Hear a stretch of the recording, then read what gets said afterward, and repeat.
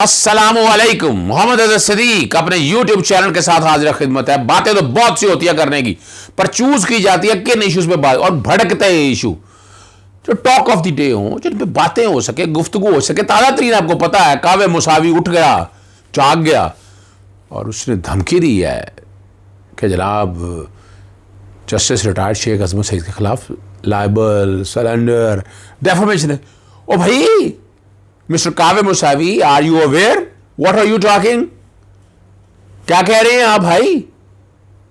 भाई वो रिपोर्ट अभी पब्लिक नहीं हुई है, वो एक रिपोर्ट है, इंटरनल डॉक्यूमेंट है।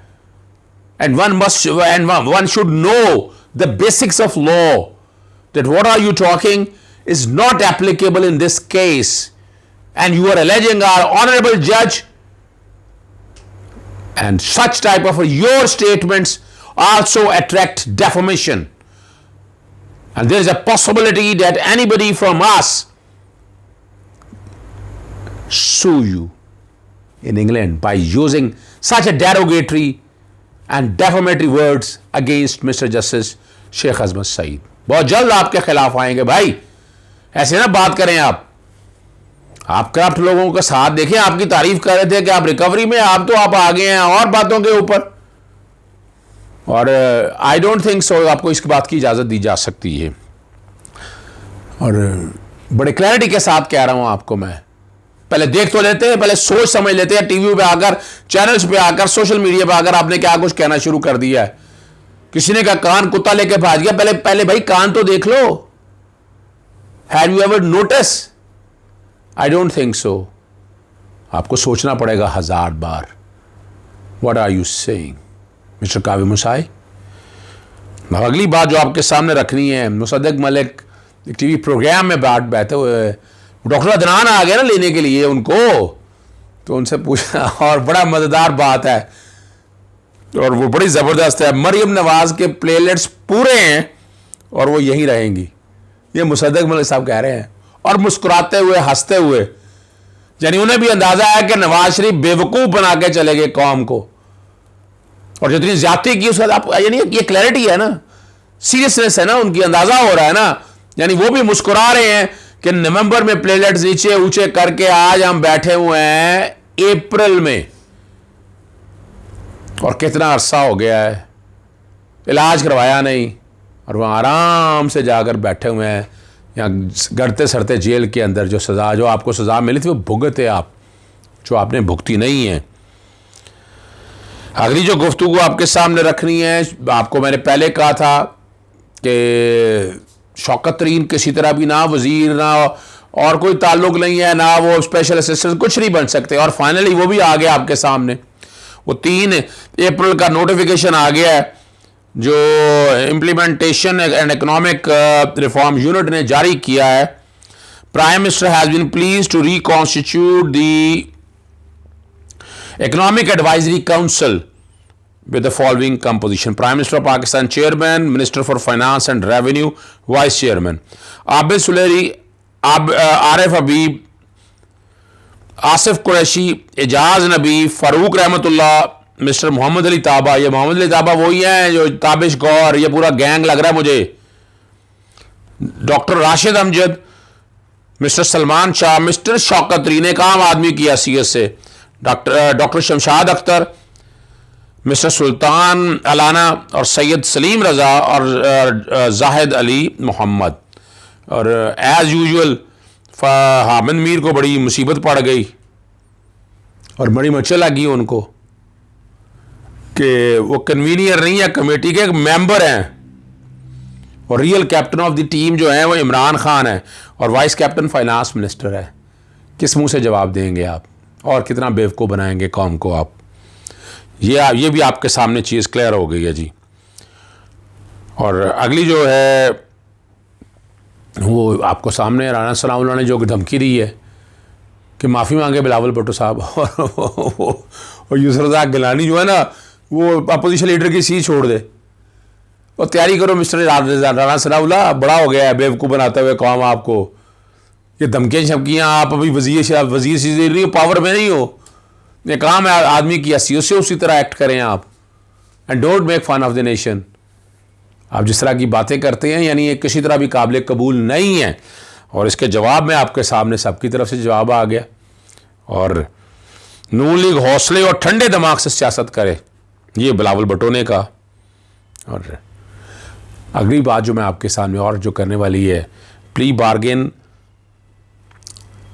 जुर्म के ज़िम्मे में आता है चेयरमैन नैब। ये बड़ा अच्छा एक हो गया। अब जो नैब के कवानीन को जानते हैं, वाइट कॉलर क्राइम में दो तरह के होते हैं। एक वॉलंटरी रिटर्न कराती वीआर ये होता था कि नैब अपनी इंक्वायरी कर रहा था, उस स्टेज के ऊपर सारा कुछ पैसे वापस दे देते थे, तो आप वॉलंटरी रिटर्न आप साफ सुथरे होकर वापस आ जाते थे, जो दिया था वो दे देते थे और नैब अप्रूव कर लेता था। दूसरा तरीकाकार था, उसे कहते हैं प्ली बार्गेन। प्ली बार्गेन ये है, that has always been approval from the approval of the court। ये इजाज़त देती है कोर्ट। प्ली बार्गेन की दरख्वास्त देते हैं, नैब कबूल करती है, मामला कोर्ट के सामने आता है, कोर्ट इजाज़त देती है और इससे कन्विक्शन कायम रहती। याद रखें, आप कहते हैं मुझे माफ़ कर दें और आप पब्लिक ऑफिस भी होल्ड नहीं कर सकते। 10 साल किया, आपको पता है डिस्क्वालिफिकेशन है। अगर आप वजीर हैं, एमएनए हैं, एमपी है, सब कुछ आपके हाथ से छिन जाएगा। तो चेयरमैन नैब ने बड़ी ज़बरदस्त क्लैरिटी का साथ दी। वीआर के ऊपर सुप्रीम कोर्ट ने पाबंदी लगाई हुई, सुप्रीम कोर्ट ने रोका हुआ वीआर के ऊपर और सुप्रीम कोर्ट की जजमेंट बड़ी मौजूद है। प्री बार्गेन की आज भी इजाज़त है, प्री बार्गेन करें, आपकी कन्विक्शन तो सेंटेंस से आप बचते हैं सिर्फ, और इसके अलावा कोई ऐसी बात नहीं है जो आप समझ रहे हैं, वो ऐसा कोई इशू नहीं है।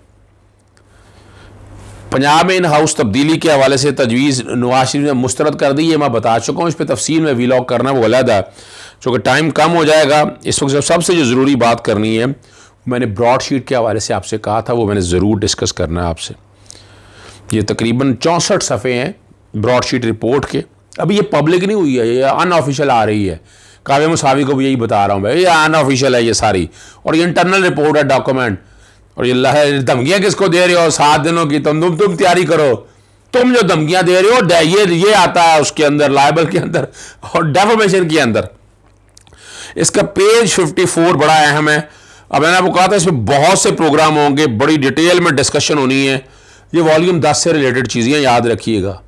म्यूचुअल MLS के बारे में, म्यूचुअल लीगल असिस्टेंस के बारे में, ये सारी चीज़ें। और ये आप लोगों के सामने इनकम्प्लीट रिकॉर्ड पेश किया, जो क्लोज था बताया गया और कंप्लीट रिकॉर्ड नहीं था। दिस कमीशन यानी वो अनेबल है, वो हेल्पलेस है, वो कुछ नहीं करता, ये स्क्रैप ऑफ एविडेंस है।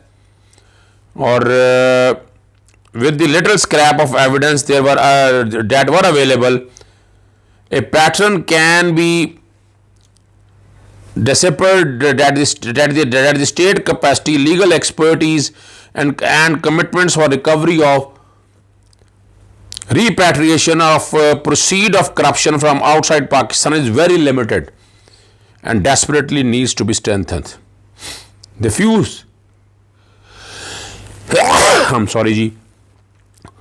the few successes in this behalf have resulted primarily through the pre-bargain when the corrupt persons were arrested or detained inside or outside Pakistan। ये प्ली बार्गेन मैंने पहले जिक्र किया आपको, मैं इसलिए कह रहा था स्पेशली जिक्र कर दिया जाए, और ये जिक्र किया है उन्होंने। और इस कॉन्टेक्स्ट के हवाले से जो जिक्र किया है आगे, अब आगे जो बताना चाह रहा हूँ, there are host of other reasons why MLA requests are not responded to or refused by the foreign countries। Mutual legal assistance का जब चीज़ें कोई डिटेल लेनी है, एस्ट्रक्ट में लिखा जाता है, और जवाब देते हैं, रिजेक्ट कर देते हैं और रीजंस बताए हैं। The requirement of the principle of dual criminality, दोहरा यानी उधर भी जुर्म है इधर भी जुर्म है, ये वजह बनती है। द लैक ऑफ एविडेंस और absence of money trail available नहीं होता। As white collar crime are extremely complex in nature and the funds of proceed of crime are usually routed from Islamic Republic of Pakistan through Middle Eastern countries or a country not recognized by Islamic Republic of Pakistan। ये बड़ा ज़बरदस्त तरीका यही है, middle east के साथ या उन मुल्क से जो पाकिस्तान के साथ रिकगनाइज नहीं करते, वहाँ से लेके जाते हैं। The lack of political will जो हमेशा रही है, and economic interest of the foreign countries the issue of so called human rights, अब ये human rights है बड़ा क्या पता नहीं क्या हो जाना है. It is claimed that most of the people against whom the requests were sent are politically exposed persons and the foreign countries employ the excuse that even those criminal accused of white collar crime में आए तो political exposed लोग हैं इसलिए उनके खिलाफ नहीं हो जाता. अब इस हवाले से वाज़ेह तौर पर कह दिया है. Having said all this, one is still optimistic that one day there will be a realization that corruption cannot and should not be tolerated regardless of the fact as to whom is the beneficiary of such activity. और ये जिम्मे लगाया है government के, federal government क्या करती है इसको कैसे देखना है, आगे देखना. बातें बहुत सी होती हैं, वीलॉग ज़्यादा लंबा हो जाता है. इस इशू पे भी दोबारा बात करेंगे. इजाज़त दीजिएगा. अस्सलाम वालेकुम. खुदा हाफ़िज़. पाकिस्तान जिंदाबाद.